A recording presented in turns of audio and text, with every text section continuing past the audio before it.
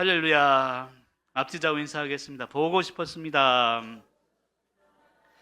감사합니다. 우리 교회학교 교사분들 조용히 잠잠히 찬양하는 그 찬양에 많은 은혜를 받습니다.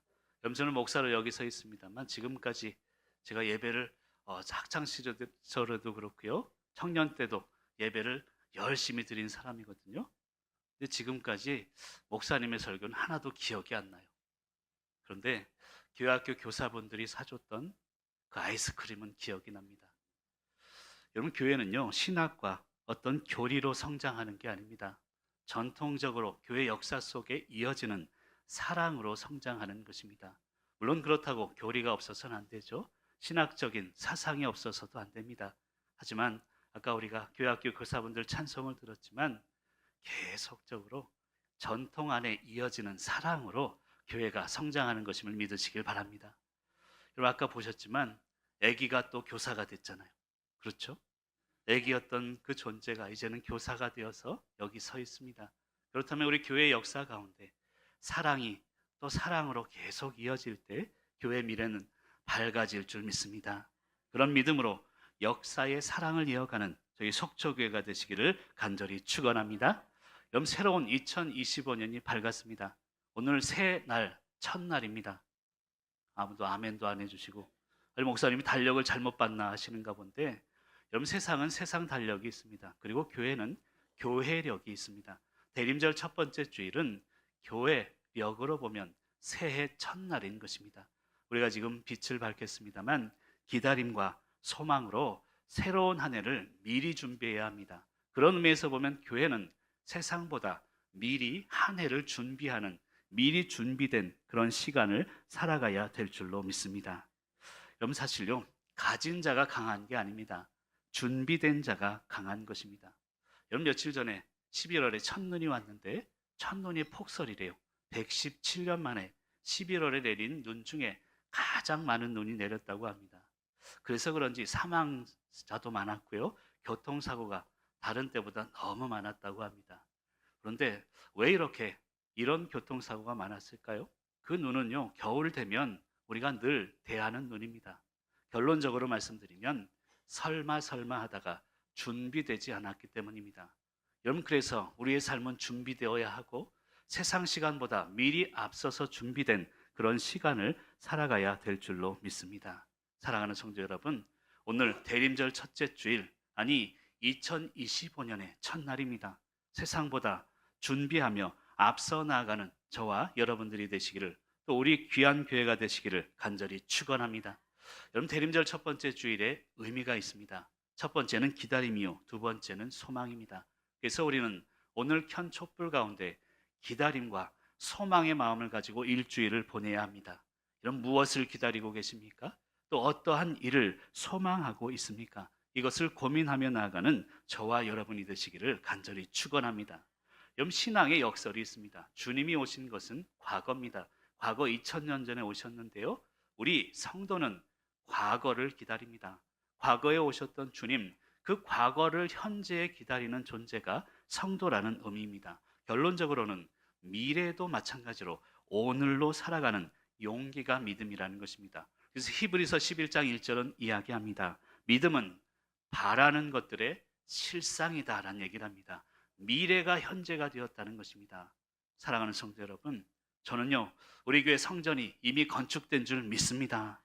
물론 어떻게 건축이 될지 알지는 못하지만 미래 바라는 것이 오늘 실상이 되는 게 진정한 믿음이기 때문입니다. 여러분, 다음 달에 또 수술하시는 분이 계세요. 12월 9일 날 또 입원하시는 분도 계시고요. 저는 새벽마다 기도하면서 이미 고친 줄 믿습니다. 이런 미래가 오늘이 되는 것이 진정한 믿음의 능력이기 때문입니다. 근데 사실 우리 인간은 유한합니다. 그래서 현재를 살아가면서 미래를 경험할 수는 없습니다. 제가 지난주에 한평생 글에 썼긴 합니다만 기술 선생님이 저에게 그랬습니다. 고등학교 때인데요, 수업 때 들어오시더니 얘들아, 미래를 살아가려면 한 가지 기술은 가지고 있어야 된다. 그래야 먹고 산다 그랬습니다. 그래서 공대에 들어갔고 건축기사 1급을 땄고 현장 소장으로, 그래서 기술자로 살아왔습니다. 근데 목사가 되고 나서는 성도의 삶은 기술자가 아닌 예술가의 삶이 되어야 합니다.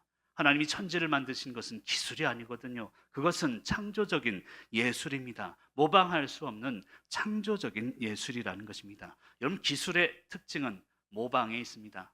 그렇다고 모방만 하는 게 기술은 아니지만 한 가지 기술을 가지고 계속 달인이 되는 것이죠. 하지만 예술가는 다릅니다. 창조적 시각으로 매일매일 창조하며 나아가는 것이 예술이라는 것입니다. 하나님이 온 인류를 창조하신 예술가라면 우리 성도도 마찬가지입니다. 하나님은 내가 나답게 예술적 삶을 살기를 원하십니다. 여러분, 인간의 고통은요, 사실 내가 아닌 다른 사람이 되고자 하는 욕망에서부터 비롯되는 것입니다. 여러분, 야곱이요, 에서가 되고 싶어 했어요. 발꿈치를 잡고 나옵니다. 거기서부터 인간의 고통이 생겨나는 것입니다. 라반 삼촌 집에 가니까 라반처럼 또 부자가 되고 싶어 했습니다. 여러분, 야곱은 야곱입니다. 에서도 아니고 라반도 아닙니다.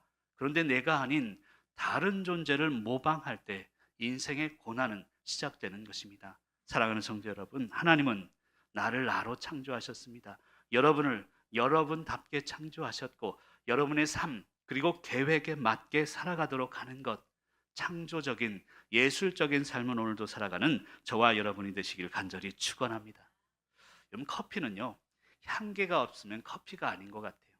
그래서 저는 커피는 코로 마시는 것이다라는 생각이 듭니다. 이 카페에 가면요, 얼마나 향기가 그득한지 몰라요. 여러분, 우리 인생도 마찬가지 아닙니까? 누군가 딱 나타나면 그분의 향기가 쭉 진득하게 느껴져야 되는 것입니다. 요즘 제가 시간이 없어서 자생정원을 못 갔는데요. 자생정원 홍보하는 건 아닙니다. 나중에 자주 가려고 합니다. 근데요, 자생정원 딱 가면 우리 우리미가 하는 말이 있어요. 목사님 하면서 커피 만들어 드릴게요. 커피 한 잔 요리해 드릴게요. 그렇지 않습니다. 목사님, 커피 한 잔 내려 드릴까요? 그러더라고요. 여러분, 우리 인생은요, 하나님께로부터 우리에게 내려오는 것입니다. 하나님의 계획이 나에게로, 그리고 내 삶이 그 향기가 서로에게 진득하게 그리고 나는 것, 퍼지는 것이 우리의 삶이 되어야 될 줄로 믿습니다. 하나님께로부터 나로 내려오고 그리고 나의 삶의 향기가 누군가에게로 스며드는 그 삶을 살아내시기를 간절히 축원합니다. 여러분, 그렇기 위해서는 진실해야 합니다. 여러분, 세상은요, 솔직한 사람을 원해요. 그런데 솔직하면 상처가 될 때가 많습니다. 그러나 진실하면 상처를 품을 수 있습니다. 오늘 설교의 제목이 솔직함을 넘어 진실함으로라는 제목을 가지고 오늘 말씀을 나누고자 합니다.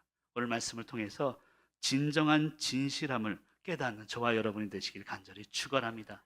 사실 오늘 본문 말씀은요, 올 한 해 첫 주일에 제가 했던 본문 말씀입니다.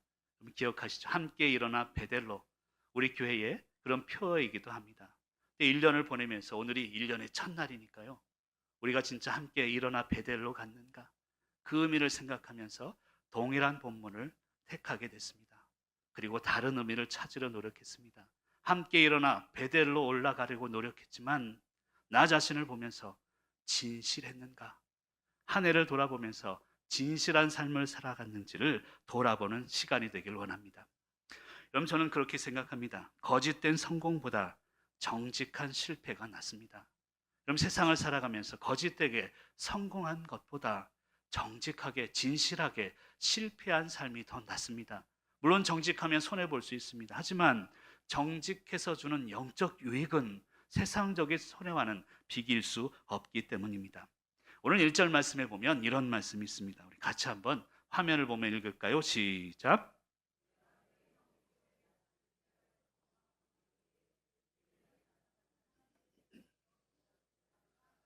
아멘. 여러분, 야곱이요, 힘들었어요.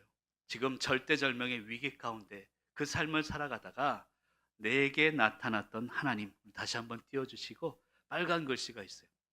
내게 나타났던 하나님. 여러분, 힘들고 어려울 때 하나님은 은혜를 주셨거든요. 근데 살다 보면요, 그걸 잊고 살아갑니다. 여러분, 평안할수록 교회가 비어간다니까요. 여러분, 우리 말씀을 통해서 우리가 깨달아야 되는 것은 오늘 새로운 한 해를 주셨음을 감사하면서 하나님, 내게 나타났던 하나님, 내 1년을 돌아보면서 나와 함께 동행하셨던 하나님, 그 은혜를 기억할 수 있어야 될 줄로 믿습니다. 여러분, 인간은요, 들어갈 때 나갈 때 화장실이죠. 달라요. 그것을 내려놓으라는 것입니다. 그리고 제단을 쌓아라. 과거 나에게 어려울 때, 힘들었을 때 나타나신 하나님께 제단을 쌓으면서 대림절 첫째 주일을 시작하는 저와 여러분이 되시길 바랍니다. 과거의 아픔들이 있지만 과거를 돌아보라는 것입니다. 과거에 은혜가 있는 것이죠. 여러분, 돌아보다는 것은요, 두 가지 의미가 있습니다. 과거를 뒤돌아보는 것과 되돌아보는 것이 있습니다. 오늘 제가 부탁드리고 싶은 것은 과거를 뒤돌아보지 마시고 되돌아보시길 바랍니다. 여러분, 뒤돌아보면 후회가 남을 뿐입니다. 하지만 되돌아보면 나를 반성하게 되고 미래를 바라보게 되는 것입니다. 여러분, 돌뿌리에 딱 걸려 넘어지면요, 뒤를 돌아보죠. 그래서 우리는 돌뿌리를 봅니다. 저런 나쁜 돌뿌리. 그러다가 끝나요. 넘어졌으면 돌뿌리를 보는 게 아닙니다. 탈탈 털고 일어나서 앞을 바라볼 수 있어야 합니다. 과거에 얽매이는 자, 진실할 수 없기 때문입니다. 오늘 말씀을 통해서 이 진실함을 다시금 회복하고 새로운 한 해 대림절 첫째 주간을 보내시는 저와 여러분이 되시길 간절히 축원합니다. 첫 번째로 진실하게 살기 위해서는요, 오늘 말씀은 이야기합니다. 먼저 버려라라고 이야기합니다. 우리 2절 말씀, 초반부에 있는 말씀을 같이 한번 읽어볼까요? 시작.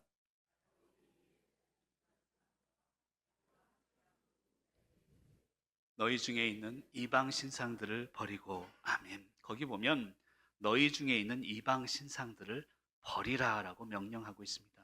여러분, 이방 신상들, 내 안에 있는 욕망들, 거짓들, 이것을 버리지 못하고는 진실할 수 없는 것입니다. 저는 현대인들은요, 행복을 원합니다. 여러분, 행복을 원하시죠? 저도 행복하길 원합니다. 근데 문제가 있습니다. 너무 쉬운 행복을 원한다는 것입니다. 요즘 청년들이요, 뉴스를 보거나 이 어른들의 세태를 보면서 돈이 너무 쉽게 벌려지는 거예요.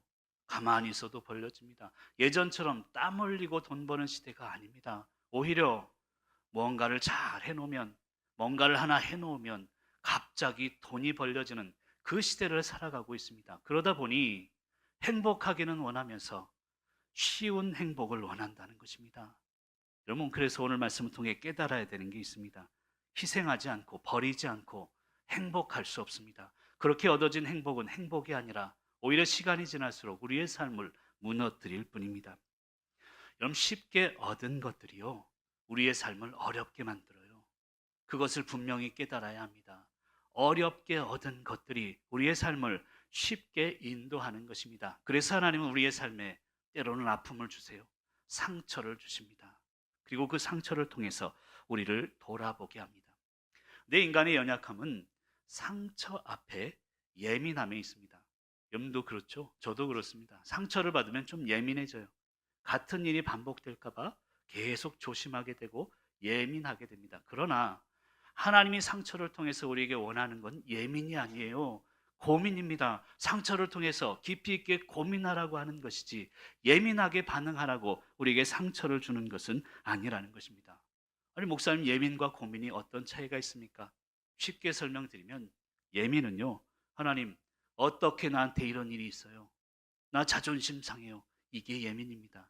하지만 고민은 하나님, 왜 이 아픔을 주셨습니까? 그리고 자존심을 세우는 것입니다. 나에게 왜 이 아픔을 주셨는지, 그리고 하나님을 바라보는 고민하는 저와 여러분이 되시기를 간절히 축원합니다. 한번 따라할까요? 예민 말고 고민합시다. 대림절 첫째 주간을 맞이하면서 한 주간이 고민의 시간이 되시기를 간절히 축원합니다. 여러분, 2절 말씀에 보면 그런 말씀이 있습니다. 너희 중에 있는 이방 신상들을 버리고. 여러분, 따로 설명 안 드려도 여러분 집안에 이방 신상 없어요. 하지만 그것을 하나님은 버리라고 하십니다. 내 안에 하나님보다 더 의지하는 것, 그리고 내 안에 있는 욕망들. 여러분, 현대인에게 우상이란요, 사실은 두려움의 허상입니다.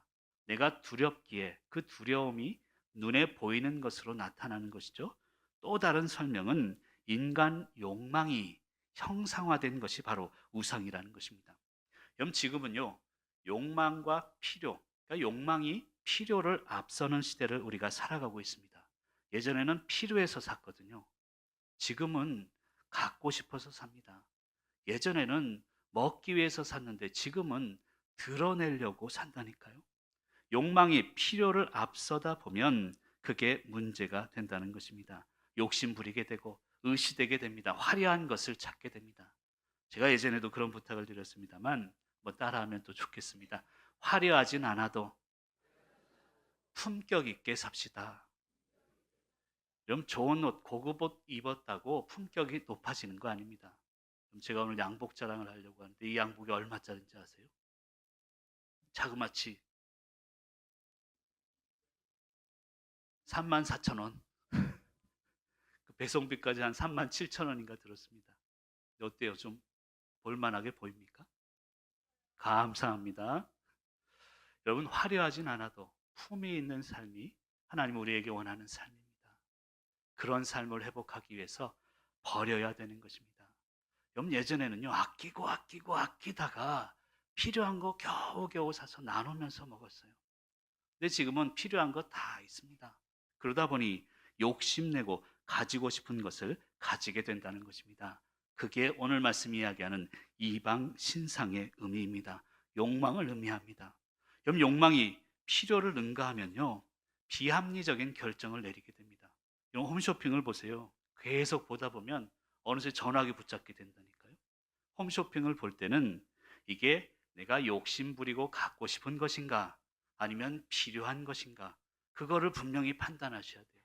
필요한 거면 사세요. 하지만 갖고 싶은 것이면 내려놓을 수 있어야 된다는 것입니다. 욕망보다는 필요입니다. 이 욕망을 내려놓으라는 것입니다. 그리고 이 필요 또한 내 필요가 아니라 하나님의 필요가 되어야 합니다. 여러분 기도의 제목은요. 내 필요를 간구해서는 안 돼요. 나를 향한 하나님의 필요를 기도해야 합니다. 그래야 내 것도 하나님이 채워주시기 때문입니다. 사랑하는 성도 여러분, 오늘 내가 버려야 할 욕망을 버리는 대림절 첫째 주간이 되시길 간절히 축원합니다. 여러분 성도는요 편안이 아닌 평안을 추구하는 존재다라고 할 수 있습니다. 누구나 편안을 원하지만 평안을 원하지는 않을 때가 많아요. 이런 편안은 편리함에서 나옵니다. 평안은요 영적인 불편함에서 나옵니다. 편리함보다 영적으로 불편함을 선택하는 용기가 있어야 된다는 것입니다. 물론 그렇다고 불편한 게 모두가 거룩하다는 뜻은 아닙니다. 하지만 하나님은 불편하고 그리고 고난, 아픔 속에 거룩을 숨겨놓고 있다는 뜻입니다. 그래서 우리 안에 있는 우상들, 내 안에 있는 욕망들을 오늘 대림절 첫째 주일을 통해서 묻어버리는 저와 여러분이 되시길 간절히 축원합니다. 그럼 4절에 보면 그런 말씀이 있습니다. 그것들을 세겜 근처 상수리 나무 아래에 묻고 이방 신상들을 묻으라는 거예요. 귀고리를 묻으라는 거예요. 여러분 그 당시에 귀걸이는 지금과 좀 달라요. 귀걸이에 우상이 새겨져 있었습니다. 그러니까 비싼 것을 가지고 귀걸이를 만들면서 자신을 지켜줄 우상, 부적처럼 귀걸이를 만들고 다녔습니다. 그것을 묻으라는 거예요. 근데 어디에 묻으라고 하냐면 상수리 나무 아래에 묻으래요. 상수리 나무 아래는요 아브라함이 제사 드렸던 곳을 의미합니다. 창세기 12장 6절 7절에 보면 아브라함이 그 땅을 지나 세겜 땅 모래 상수리 나무에 이르니 그리고 7절에는 자기에게 나타나신 여호와께 그가 그곳에서 제단을 쌓고라고 이야기합니다. 결과적으로 우리의 욕심을 어디에 묻느냐? 예배의 자리에서 내려놓고 가라는 것입니다. 오늘 예배를 드리면서 내 안에 있는 욕망들, 시기 질투의 마음들 다 이곳에 놓고 가시길 바랍니다. 버리고 하나님의 영광을 위해서 날마다 나아가는 저와 여러분이 되시길 간절히 축원합니다. 그런 부탁을 드리고 싶습니다. 이제 올해가 이제 시작됐거든요. 오늘이 새해 첫날이라면 1년 동안 받은 상처들, 아픔들 다 지우세요. 영적 지우개로 다 지우시고 다 버리고 이제는 상수리 나무 아래에서 예배의 자리에서 하나님만을 예배하며 새롭게 나아가는 우리와 우리 가정과 교회가 되시기를 간절히 축원합니다. 그럼 살다 보면 걱정할 때가 있습니다. 근데 걱정한 대로 삶이 흘러가지 않아요. 삶은요, 잘 들으셔야 합니다. 하나님의 구속 역사의 방향으로 흘러갑니다. 하나님의 뜻대로 흘러간다는 거예요. 여러분 오늘 내 뜻을 내려놓고 예배의 자리에 다 묻어놓고 하나님의 뜻대로 흘러가시는 용기 있는 삶을 회복하시기를 간절히 축원합니다. 여러분 5절에 보면 그런 말씀이 있습니다. 5절 말씀 같이 한번 읽어볼까요? 시작. 여러분 묻었어요. 내 가진 것, 그 금덩어리 다 묻었는데 묻으면 없을 것 같지만 아니에요. 추격하는 자가 없더라. 이 말은 내가 결단하면 하나님이 내 삶을 책임지신다는 의미입니다. 내가 포기하면 없어질 것 같지만, 내가 내려놓으면 남들과 비교해서 아무것도 아닐 것 같지만, 내가 결단하니 하나님이 책임지신다는 뜻입니다. 사랑하는 성도 여러분, 이런 진실함으로 올 한 해 새롭게 주시는 한 해를 살아내시는 저와 여러분이 되시길 간절히 축원합니다. 그 두 번째로 진실하게 살기 위해서는 정결해야 한다고 오늘 말씀은 이야기합니다. 우리 2절 중반부에 있는 말씀을 같이 읽을까요? 시작. 먼저는 버리라는 거예요. 내 욕망. 그리고 두 번째는 정결해야 된다라고 이야기합니다. 여러분 달라스 윌라드라는 분이 이런 얘기를 했습니다. 예수님의 제자가 되는 것의 대가는 크다. 그렇죠? 포기해야 될 게 많습니다. 그러나 제자가 되지 않는 것의 대가는 훨씬 더 크다라는 얘기를 했습니다. 그럼 예수님의 제자로서 교회 다니면서 신앙을 그리고 헌신하고 하나님께 나아가지만 대가가 커요. 어제도 우리 사랑하는 남장로님 좀 다치셨어요. 너무 마음이 아파요. 그런데 제자가 되지 않는 것의 대가는 더 크답니다. 이것을 깨달아야 우리의 삶이 풍성해질 수 있음을 믿으시기를 간절히 축원합니다. 그래서 예수님의 제자 정결하게 살라는 거예요. 여러분 정결이란 무엇일까요? 단순한 깨끗함이 아닙니다. 첫 번째로 영적인 정결은 사명과 소명을 구분하며 사는 것을 말해요. 한번 잘 들어보세요. 소명은 뭔가 하면요, 의식이에요. 의식, 보이지 않는 정신입니다. 사명은 뭔가 하면 눈에 보이는 일을 의미합니다. 그러니까 우리가 일을 할 때는 소명 의식을 가지고 사명, 하나님 맡겨주신 일을 해야 된다는 것을 의미하고 있습니다. 그게 바로 정결함이라는 것입니다. 오늘 누구를 만나도 소명 의식을 가지고 그분을 만날 것이고, 오늘 직장과 사업장에 가더라도 소명 의식을 가지고 하나하나 사명, 일을 감당하시는 것이 정결함임을 믿으시길 바랍니다. 그 두 번째는 이 정결이란 희생 위에 세워지는 삶의 열매를 의미합니다. 희생 위에 열매가 있대요. 여러분 이스라엘 백성들은요 정결하기 위해서 유월절, 오순절, 초막절 3대 절기에는 늘 예루살렘 성전에 올라갔습니다. 예루살렘 성전이 지은 장소가 어딘가 하면 모리아산이에요. 모리아산 아시죠? 이삭을 바쳤던 곳입니다. 이삭의 희생 위에 성전이 세워졌다는 거예요. 여러분 교회는요 성도의 희생 없이 절대 세워질 수가 없습니다. 정결함이란 그것입니다. 내 희생 위에 누군가 삶의 열매를 맺겠구나.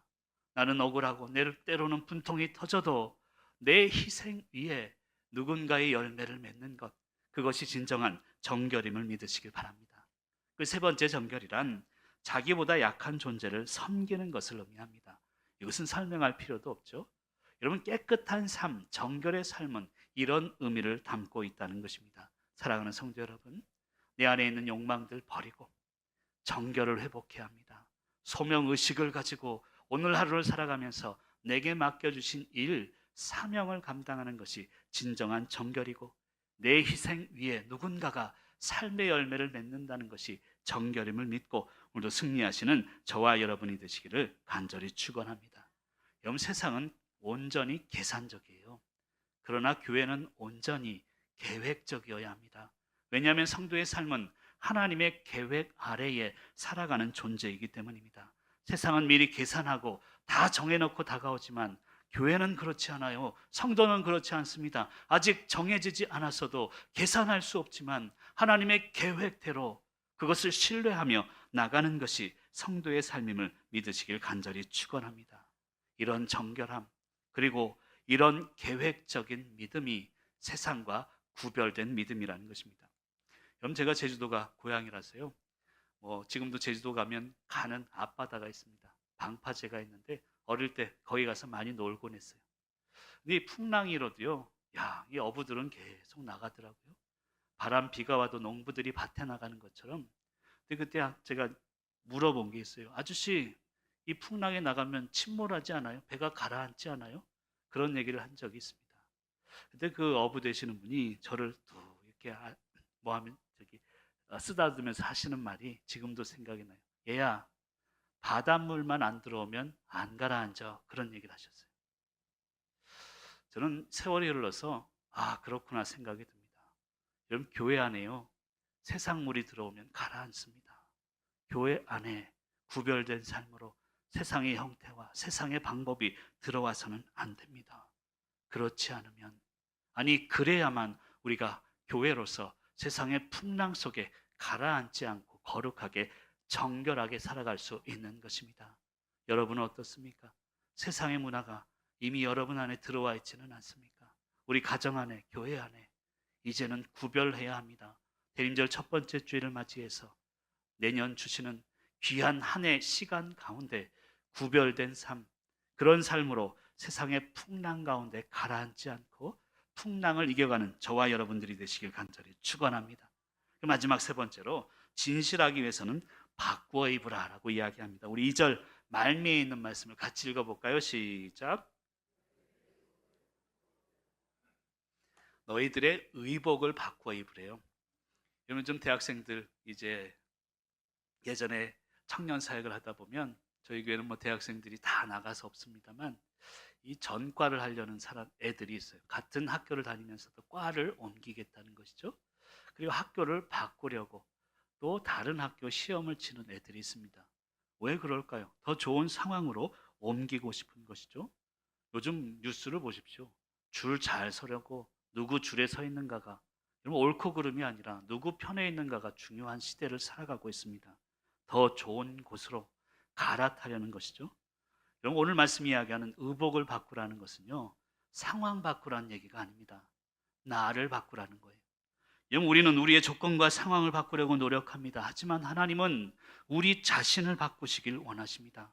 행복의 조건은 내 상황, 내 학교, 내 직장을 바꿔서 생기는 게 아니라 나 자신을 바꿀 때에 행복이 시작되는 것임을 믿으시길 바랍니다.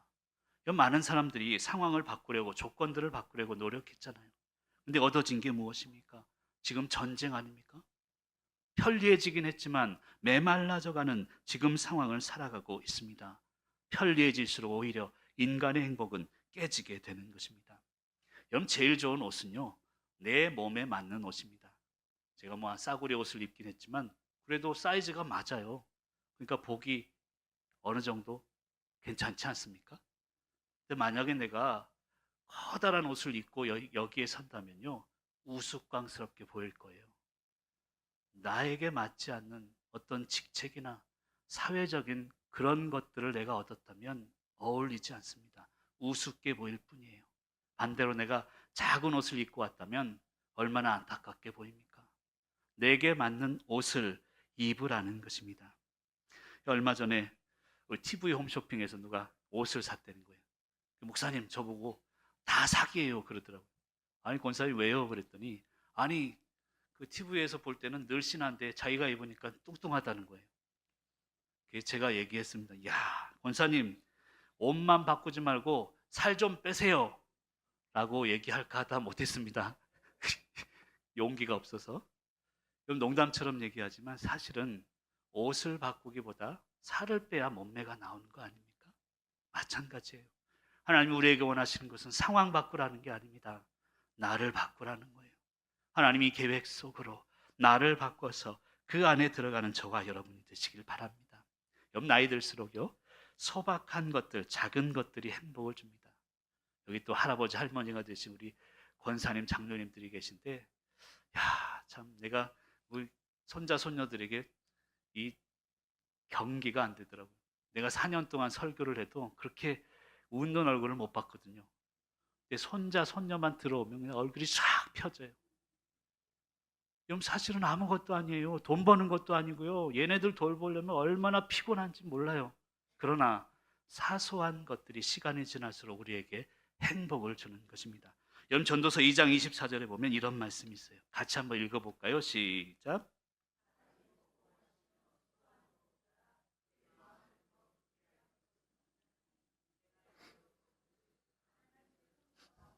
여러분, 거기 보면요. 먹고 마시며 수고하는 것, 이것은요. 우리 일상의 소소한 것, 그것을 의미합니다. 일상의 소소한 것들보다 마음을 기쁘게 하는 것 없다.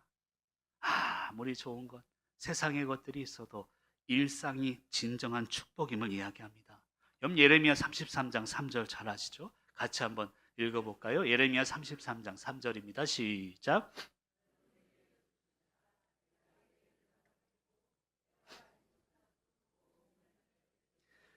아멘. 여러분 저는 여러분에게 이런 크고 은밀한 일이 보여질 줄 믿습니다.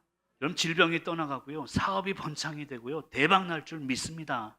그러나 오늘 말씀 이야기하는 크고 은밀한 일은요. 나를 바꾸는 거예요. 그것만큼 크고 은밀한 일이 어디 있습니까? 내가 바뀌면 모든 것이 바뀌거든요. 올 한 해 그런 한 해가 되시기를 간절히 축복합니다. 우리가 기도할 때 하나님은 크고 은밀한 일, 나를 바꿔주시겠구나. 그 믿음을 가지고 승리하시는 저와 여러분이 되시길 간절히 축원합니다. 어제 우리 새가족 되시는 분들 잠깐 만남이 있어서 이런저런 얘기를 하다가 그분이 내 성격이 많이 변했다 이런 얘기를 하시더라고요. 그래서 제가 성격이 변한 게 아니라 성품이 변합니다. 그런 얘기를 했습니다. 우리 성격은 그대로예요. 하지만 그 성격에다가 말씀이 들어가면 내 행동이 변화가 됩니다. 내 성격에 변화된 행동이 더해지면 그게 성품이 되는 것입니다. 사랑하는 성도 여러분, 올 한 해 이미 새로 시작된 한 해 성품이 변하는 귀한 성도님들 되시기를 간절히 축원합니다. 여러분 11절에 보면 우리가 읽지는 않았지만 이런 말씀이 있습니다. 같이 한번 읽어볼까요? 시작.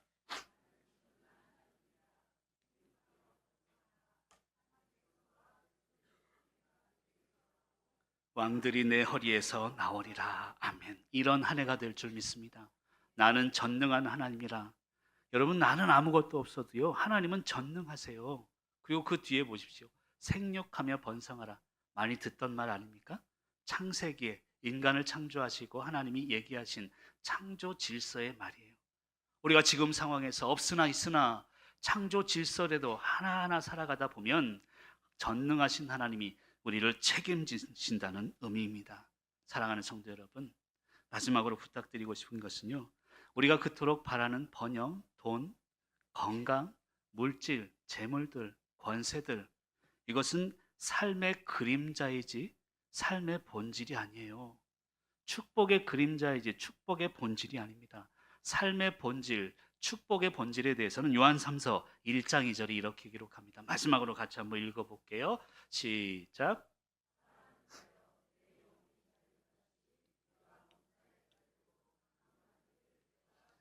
아멘. 여러분 삶의 본질은요. 영혼의 잘됨이에요. 평안이에요. 아무리 있어 보세요. 영혼이 평안치 않으면 아무것도 아닙니다. 이제 대림절 첫 번째 주일 맞이해서 기다림과 소망의 촛불을 켰습니다. 무엇을 기다리고 어떠한 것을 소망하십니까? 결론은 내 영혼의 평안이고 내 영혼의 잘됨이며 우리 가정의 평안입니다. 교회의 평안입니다. 그런 믿음으로 저 높은 곳을 향하여 이 땅을 살아가지만 날마다 기쁨과 평안으로 기다리고 소망하며 승리하시는 귀한 성도님들 되시길 간절히 축원합니다.